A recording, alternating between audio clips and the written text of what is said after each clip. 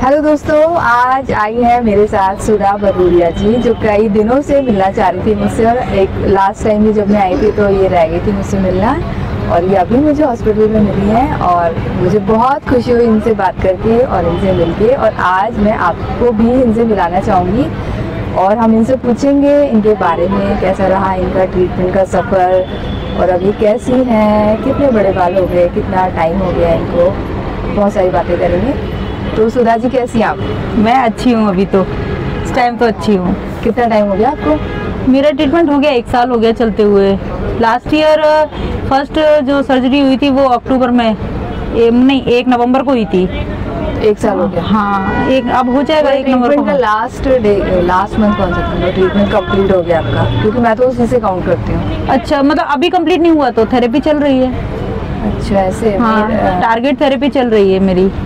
Chemotherapy कब खत्म हुई? कीमोथेरेपी मेरी 11 मार्च को। और रेडिएशन हुई थी 6 जून को। तो 6 जून को लास्ट हुए थे? हाँ, जून से ना, जुलाई, अगस्त, सितंबर। ऑपरेशन मेरा हुआ था 19 अप्रैल को। हाँ, तो आपके 5 महीने हो गए एक तरह से देखा जाए तो। 5 महीने हो गए ना। हाँ, तो अभी आपकी जो भी रिकवरी 25 नवंबर से मेरी कीमोथेरेपी स्टार्ट हुई थी। और कब खत्म हुई थी? 11 मार्च को 6 हुई थी कीमो मेरी। अच्छा, हाँ, 5 महीने 6 महीने मान लेते हैं आप। हाँ, तो 6 महीने के हिसाब से आपके बाल दिखाएंगे कितने बड़े हो गए? क्योंकि ये भी बहुत लोग जानना चाहते हैं 6 मंथ में कितना हो जाता है। ये हो गए 1-1.5 इंच। देखिए कितने स्मार्ट लुक आ रहा है। और कर्ली है, थोड़े से हार्ड से। आपको पहले हार्ड थे क्या? मैंने तो 2 बार उस तरफ फिरवा दिया।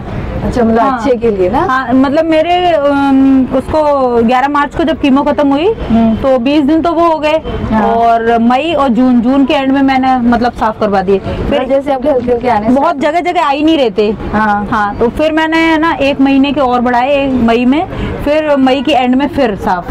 फिर ये 4 महीने के बाल है मेरे, जुलाई, अगस्त, सितंबर, अक्टूबर।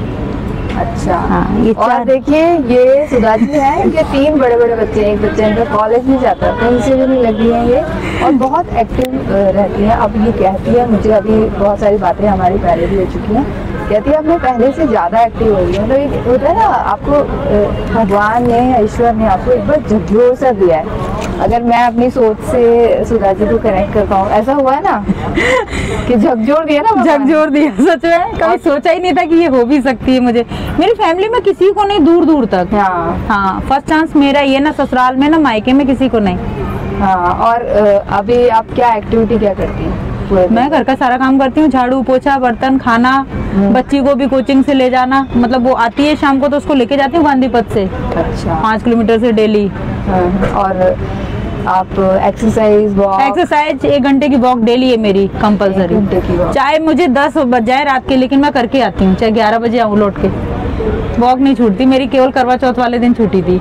देखिए, मैं 1 घंटे की वॉक सबको कहती हूँ, और 1 घंटे की वॉक बहुत जरूरी है। हम सुबह एक्सरसाइज करती हूँ, शाम को वॉक, मेरा यही है, क्योंकि मैं दोनों टाइम वॉक नहीं कर सकती, एक टाइम एक्सरसाइज रखती हूँ। और लाइव में आपने लिखा था कि आपने 9 किलो वजन कम किया, तो सरप्राइज है। मतलब एक तो होता है हमारे ट्रीटमेंट की वजह से कम हो जाता है, 9 किलो वजन कम किया मैंने। एक तो होता है ट्रीटमेंट की वजह से कम हो जाता है। हाँ, लेकिन ट्रीटमेंट में मेरा ज्यादा नहीं हुआ था, 3 किलो कम हुआ था मेरा। हाँ, लेकिन दोबारा वो गेन होने लगा था। मतलब मेरा कीमो में भी कम हुआ था, 3 किलो ही हुआ था। नहीं, मैं ये बात इसलिए बोल रही हूँ क्यों ना, हमारा ऐसे वजन कम हो जाता है। बहुत सी लेडीज का होता है, बहुत सी का नहीं होता है। नहीं, वो कीमो के टाइम पे क्या है, लोग खाते नहीं है, मैं तो जबरदस्ती खाती थी।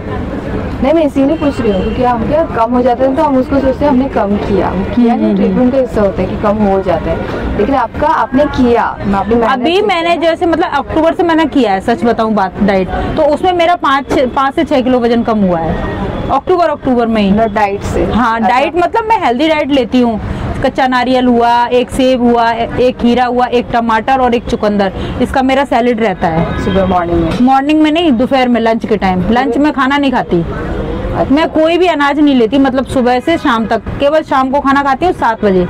7 बजे घर में जो भी सब्जी बनती है कम ऑयल की, और 2 रोटी, वो भी ज्वार, बाजरा, मक्का और रागी, ये 4 आटे मैंने मिक्स करके रखे, उसकी 2 रोटी बस। अच्छा, अब आपको ऐसे टायर्डनेस? नहीं, शुरू में हुई थी 1 हफ्ते, उसके बाद नहीं। 1 हफ्ते हुई थी, उसके बाद नहीं। अब एक्टिव है? हाँ, जैसे कभी भूख भी लग जाती है ना, तो मैं 5 बजे के समथिंग कभी मखाना रोस्ट करके खा लेती हूँ, ऐसी बात नहीं है। मखाना ऐसी कढ़ाई में करा और खा लिया ग्रीन टी के साथ। तो देखिए, मैंने कई बार बहुत से लाइव वीडियो में आप लोगों को बताती हूँ कि हम ना एक मतलब हमें ये चीज़ें फॉलो करनी पड़ेगी जब भी हम एक्टिव रहेंगे। अगर हम सोचेंगे हम कुछ नहीं कर रहे हैं, सिर्फ खाना खा रहे हैं और घर में रह रहे हैं, तो हमारी बॉडी सुस्त हो जाएगी, हम बिस्तर की तरफ चले जाएंगे, मतलब हमें रेस्ट करने की आदत हो जाएगी, हम बिस्तर पे ही रहने वाले हैं। तो हमें अपनी बॉडी को एक्टिव बनाना है। एक्टिव के लिए देखिए सुधा जी क्या जो भी एक्टिविटी बता रही है वैसे करना है, जो मैं आपको बताती हूँ वो करना है। तो देखिए बहुत से लोग हैं जो नहीं करते हैं और सिर्फ वो पूछते रहते हैं क्या करना चाहिए, क्या करना नहीं। एक्सरसाइज तो मैं डेली करती हूँ। मैं 8:30 बजे फ्री हूँ सुबह मॉर्निंग में, क्यों बेटी जाती है तो टिफिन वगैरह उनका देना, तो 8:30 बजे से 9:30 तक करूंगी, लेकिन करूंगी जरूर। ये देखिए ये 5 महीने की ग्रोथ है, क्योंकि हम लास्ट कीमा आपकी मार्च में थी, 11 मार्च को खत्म हुई थी मेरी कीमा। उसके बाद 2.5 महीने में बहुत छोटे छोटे इतने से बाल आए थे, और वो भी बहुत जगह थे नहीं मेरे, तो फिर मैंने बिल्कुल उस तरह फिरवाया। आप बताते थे ना कि मार्च से तो अप्रैल मई जून जुलाई अगस्त 2 महीने 20 दिन में बहुत छोटे बाल आए थे मेरे। 8 महीने वाला कि 8 महीने की ग्रोथ है, उसमें से इन्होंने 2 बार उस तरह फैला दिया है। मतलब ये बाल जो है ना मेरे जुलाई के हैं, जुलाई अगस्त सितंबर अक्टूबर, जुलाई से मतलब लास्ट उस तरह मैंने मतलब 30 जून को फिरवाया था। अच्छा हाँ, जुलाई अगस्त सितंबर अक्टूबर, अभी इसी साल का ये, अभी जुलाई अगस्त सितंबर और अक्टूबर अभी खत्म हुआ है। 4 महीने के बाल हैं ये मेरे, 4 महीने में इतने हुए ये। और देखिए बहुत फुल डेंसिटी है, मेरी तो बहुत कम हो गई है, पता नहीं क्या रेडिएशन का असर है क्या है। इनके पूरा बहुत अच्छे बाल है, हैवी, मतलब एकदम कहीं से भी स्किन नहीं दिखी है। नहीं, मैं तो वो करती हूँ, कुछ कर लगाती भी हूँ मैं। क्या लगाती हूँ? प्याज का रस, हाँ, और उसमें बादाम का तेल, आधा चम्मच 1 चम्मच गरी का तेल, उसको क्या होता है? Coconut oil. अच्छा, कोकोनट ऑयल उसमें करके मिक्स करके उसको लगा लेती हूँ मैं, 45 मिनट तक रखती हूँ, उसके बाद वॉश कर देती हूँ, हफ्ते में 1 बार या 2 बार। अच्छा हाँ, शैम्पू कर लो आप अगर स्मेल आए तो। हाँ, प्याज हाँ, उससे क्या है कि रीग्रोथ होती है, अगर आपके जहाँ बाल नहीं है आने लगेंगे, तो वो मैं 4 से 5 बार कर चुकी हूँ।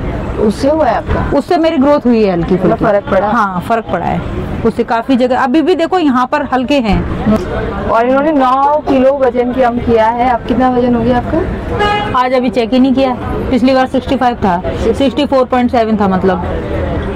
आज अभी चेक करके अभी फॉलो कर रही हैं, अपना डाइट फॉलो करती है, एक्सरसाइज करती है? नहीं, पर एक्सरसाइज और वॉक से ज्यादा फर्क पड़ेगा, खाली डाइट से कुछ नहीं होगा। आप मतलब वॉक तो मैं आपको हमेशा कहती हूँ यार, हर वीडियो मेरे को है ना कॉन्स्टिपेशन की इतनी प्रॉब्लम थी, मैं दोनों टाइम खाना खाती थी, मेरे को गैस बनती थी बहुत, अभी भी और पहले भी, और ब्लोटिंग होने लगती थी। अब जैसे क्या है, मैं पहले मेरे को सलाद की तो शुरू से आदत है, तो मैं जैसे दाल चावल खा रही हूँ या रोटी सब्जी खा रही हूँ, मुझे सैलेड चाहिए, लेकिन वो कच्चा पक्का खाना मिक्स होकर मेरी ब्लोटिंग होती थी। तो अब मैंने अलग कर दिया है, कच्चा अलग खाती हूँ, पक्का अलग खाती हूँ। पक्के के साथ मैं कच्चा कुछ नहीं खाती हूँ। अच्छा। तो मुझे नहीं सूट ही नहीं होता है मेरी बॉडी को। और अब मैं इतना सैलेड खाती हूँ, मुझे ब्लोटिंग नहीं होती बिल्कुल भी, ना कॉन्स्टिपेशन, सुबह ही पेट साफ होता है। थाली भर के फाइबर खा रहे हैं तो होएगा ही। नहीं सही है, अभी ना ये फाइबर, उसके साथ कच्चा नारियल भी लेती हूँ डेली, इतना टुकड़ा कच्चे नारियल के 2-3 फांक सैलेड के साथ ही करके रख लेती हूँ। कच्चा नारियल, नारियल एक ऐसी चीज होगी जिसमें आप पेस्टिसाइड का यूज तो आप कैसे ही करोगे, हाँ, क्योंकि इतनी हार्ड उसका कवर उसमें नहीं होता है, तो वो बहुत प्योर चीज है, जैसे कोकोनट बहुत प्योर चीज है, तो वो यूज बहुत अच्छा। उसके ऊपर है ना मैं सैलेड पे वो और डालती हूँ, बताना भूल गई, एक तो लेमन, काली मिर्च, सेंधा नमक, और सनफ्लावर सीड और पंपकिन सीड्स, वो थोड़ा सा स्प्रिंकल कर लेती हूँ 1 चम्मच। वो मेरे सैलेड में होता है। आपने वो रिफाइंड बंद किए, जैसे वो शुगर, रिफाइंड शुगर? हाँ, शुगर नहीं लेती मैं, गुड़ यूज करती हूँ, जैगरी पाउडर। शुगर तो मैंने कब की बंद कर दी, जब मेरे को पता लगी ना, तब से ही मैंने 1 साल हो गया, शुगर मैं किसी चीज में ही नहीं लेती हूँ। अच्छा, किसी भी चीज में।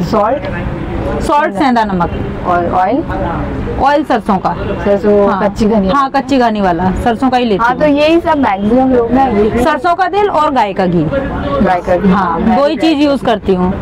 दूध में यूज करती नहीं, सिर्फ बेशरम हूँ तो 1 कप चाय जरूर पीती हूँ सुबह नहीं मानती हूँ, वो भैंस के दूध की पी लेती हूँ 1 कप। अच्छा। वो भी फैट हटा देती हूँ पूरा, मलाई। अपना मन भी तो, मेरे यहाँ क्या प्योर दूध मिलता है भैंस का, हमारे साइड में गाय का भी मिलता है, पर मैं ना आलस करती हूँ, लाए कौन, हाँ, तो फिर 2 डिब्बे लाने पड़ेंगे, ये चक्कर है।